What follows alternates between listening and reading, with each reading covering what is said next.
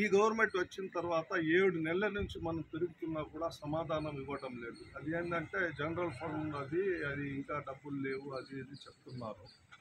బిల్డింగ్లేమో వేరే కట్టుకునేస్తున్నారు, అన్ని డబ్బులు వేరే ఇది చేస్తున్నారు. మసీదులకు వచ్చేటప్పుడు డబ్బులు లేవు అంటున్నారు. అది ఎంతవరకు సబబో నాకు తెలీదు.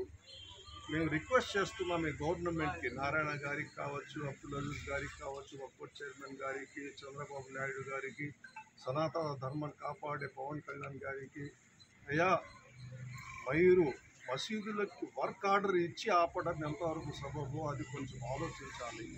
అలాగే మన డిమార్ట్ దగ్గర వక్ఫ్ బోర్డు స్థలం అని హైకోర్టులో మాది లేకపోతే స్టే ఎట్లా ఇస్తారు? సుప్రీంకోర్టులో 2005లోనే ఇస్తే ఈరోజు కమిషనర్ గారు అది మీది కాదు గవర్నమెంట్ ఏమో అని అనుకుంటున్నాం మేము, అది హైకోర్టులో ఉంది కాబట్టి మేము ఏం చేయలేము అంటున్నారు. ఓకే, అది అంతవరకు ఆయన చెప్పింది కరెక్టే. కానీ హైకోర్టులో ఉంది లేదు గవర్నమెంట్ స్థలం అని చెప్తూ అక్కడ బిల్డింగ్లు కట్టేస్తున్నారు. వాళ్ళకి ఎట్టా ఇచ్చారు మీరు అసలు పర్మిషను?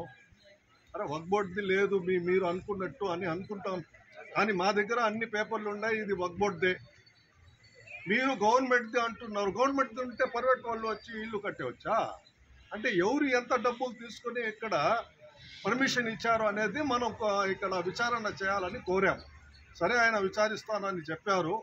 అది ఎంతవరకు చేస్తారో ఏమో. మాకు ఈ గవర్నమెంట్ కొంచెం ముందు వచ్చి ఆ స్థలాన్ని కాపాడి వక్ఫ్ బోర్డుని దానికి ఆ స్థలాన్ని కేటాయించాలని, అది ఖచ్చితంగా మనం దాన్ని అడ్డుకుంటాం లేకపోతే అనేది మేము హెచ్చరిస్తూ కమిషనర్ గారికి కూడా వినతి పత్రం ఇవ్వడం జరిగింది.